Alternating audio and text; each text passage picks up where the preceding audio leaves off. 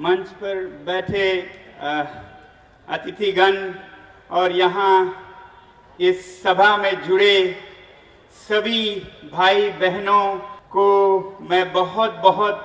दिल की गहराई से धन्यवाद करता हूँ कि आप लोगों ने लद्दाख जैसे दूर पहाड़ों में अपने ही हालतों से जूझता हुआ वहाँ के पर्यावरण को संरक्षण करने के लिए, वहाँ के बच्चों की शिक्षा में सुधार लाने वाले एक नाचीज, एक छोटे कोशिश करने वाले को आप लोगों ने याद किया। और मुझे बहुत खुशी है कि उत्तर पूर्व में, नॉर्थ ईस्ट में, असम में और मिसिंग समुदाय के छात्रों के साथ आज जुड़ने का मौका मिला है। मैं सदा से ही पिछले कोई 30 सालों से शिक्षा सुधार और फिर पर्यावरण के संरक्षण पर काम करता आया हूं, तो इसी से जुड़े दो बातें आपसे बांटूं जो मैंने जिंदगी को देखते हुए सीखा, या फिर पहाड़ों में जहां हमारी सभ्यता जरा अलग है, या उत्तर पूर्व में जहां के जनजातियों की सभ्यता, जीवन शैली बहुत ही अलग है, बहुत ही सादगी भरा है और बहुत ही विचार करने योग्य है, जिससे कि आज दुनिया को बहुत सीख मिल सकती है। इसे मैं देखता रहा हूं और कोशिश यही करता रहा हूं कि इसे हम न खो दें,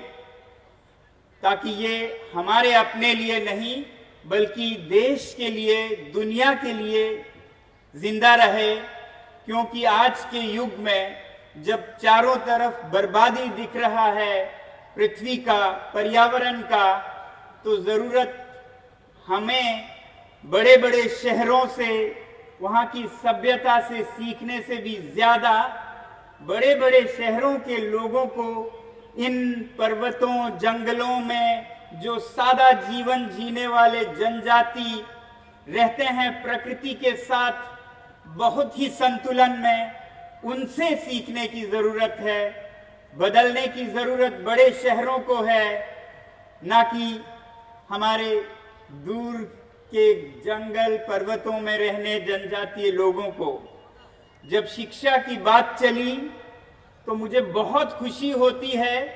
कि अब हमारे भारत में भी जो नई शिक्षा नीति है उसमें बहुत ही अच्छे कदम, अच्छे सोच विचार शिक्षा के बारे में, इनके बारे में एक कदम उठाया गया है। मुझे पूरी उम्मीद है कि इन पर हम चल भी पाएंगे और ये भारत के बच्चों के लिए तो होगा ही बहुत लाभ का, बल्कि दुनिया के लिए भी हम मिसाल दिखा सकें, सच में भारत विश्व गुरु बन के दिखा सके। मगर आज शिक्षा में, प्रगति में अगर विश्व गुरु बनना है तो वो फिजिक्स, केमिस्ट्री, मैथ्स से ज्यादा सादगी भरे जीवन शैली कैसे अपनाएं, प्रकृति के साथ मैत्रीपूर्ण संबंध कैसे रखें, ये बातें आज की किताबों से ज्यादा हमारे पूर्वजों के रहन सहन, उनके संस्कृति से सीखने को मिलता है और बड़े शहरों से ज्यादा दुर्गम सुदूर जनजातीय लोगों के जीवन से मिलता है, ऐसा मैं मानता आया हूं। आज के शिक्षा का जो हालत है भारत में ही नहीं दुनिया भर में, वो बिल्कुल यूं कहिए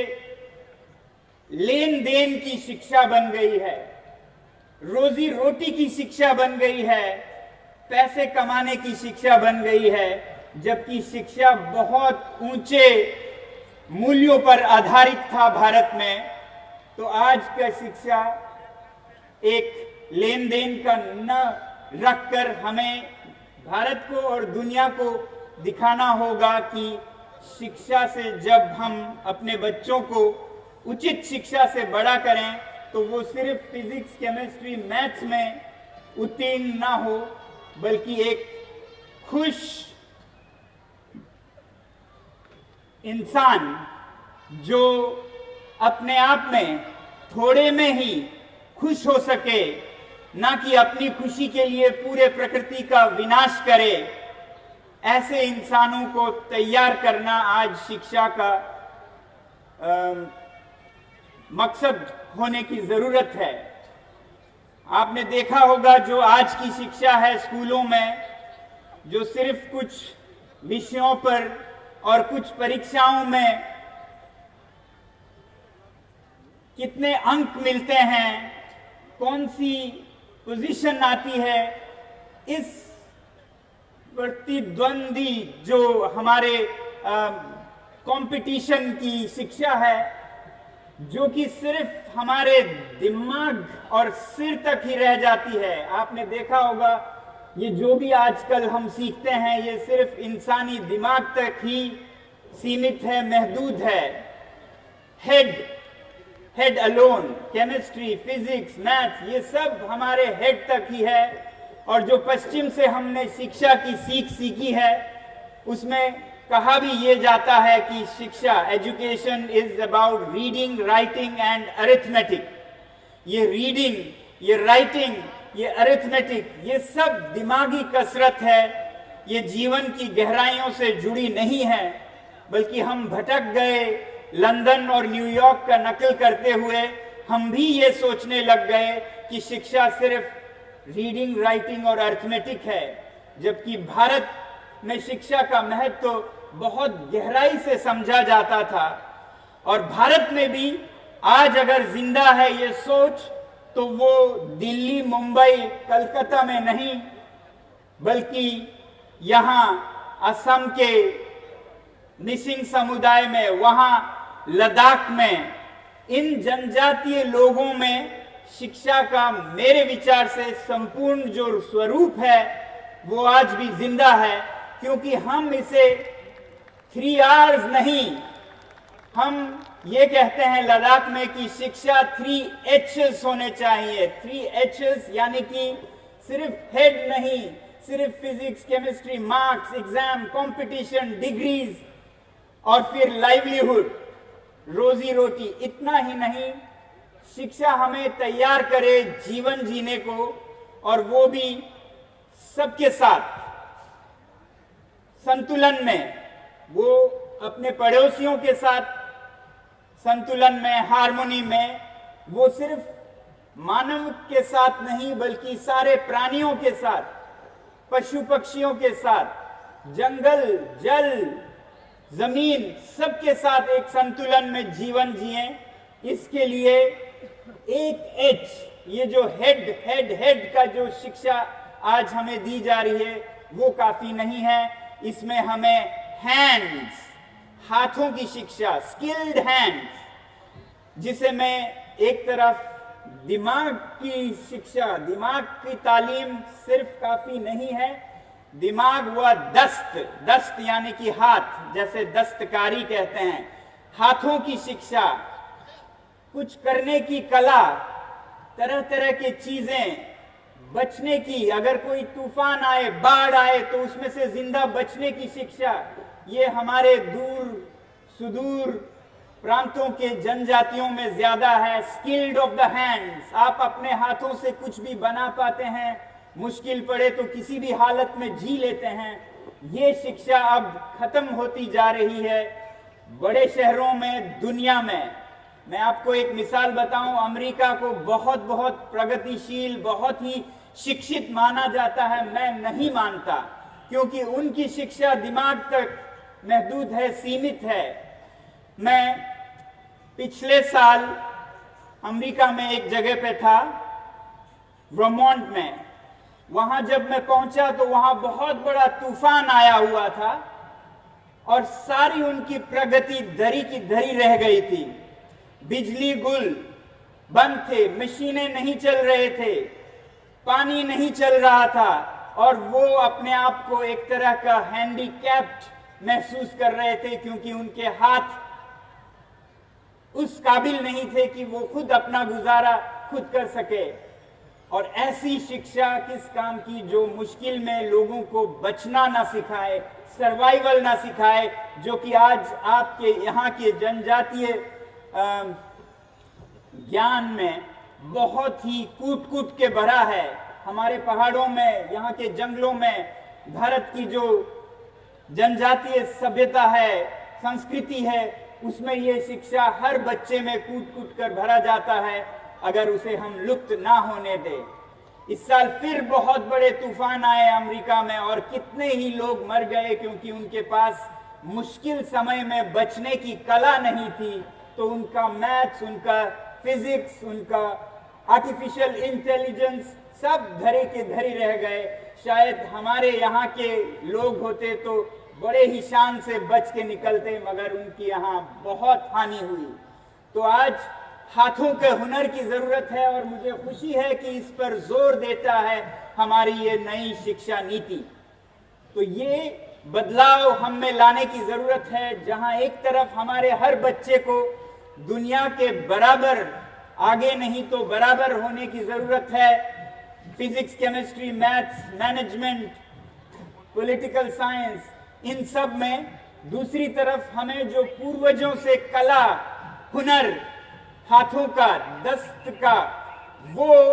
कायम रखना चाहिए, निरंतर रखना चाहिए और बढ़ावा देना चाहिए। मगर फिर सिर्फ हाथों का हुनर काफी नहीं है एक इंसान को शिक्षित कहने के लिए, क्योंकि हाथों का हुनर तो जेब कतरों के पास भी होता है। आपने देखा होगा, दिमाग बहुत तेज होता है, हाथों का बड़ा हुनर होता है, और किसी का कब पैसा ले जाएं ये तो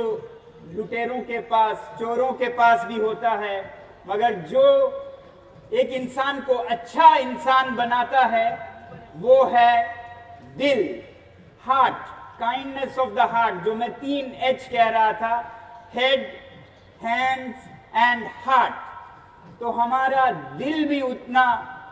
सुलझा हो, औरों के लिए दर्द महसूस कर सकता हो, सहानुभूति महसूस कर सकता हो, संवेदना महसूस कर सकता हो, काइंड हार्ट, कंपैशनेट हार्ट। ये शिक्षा आज के सबसे प्रगतिशील देशों में भी नहीं होती, और यहाँ भारत विश्व गुरु बन सकता है। यहाँ भारत दुनिया को सिखा सकता है कि शिक्षा सिर्फ दिमागी नहीं है,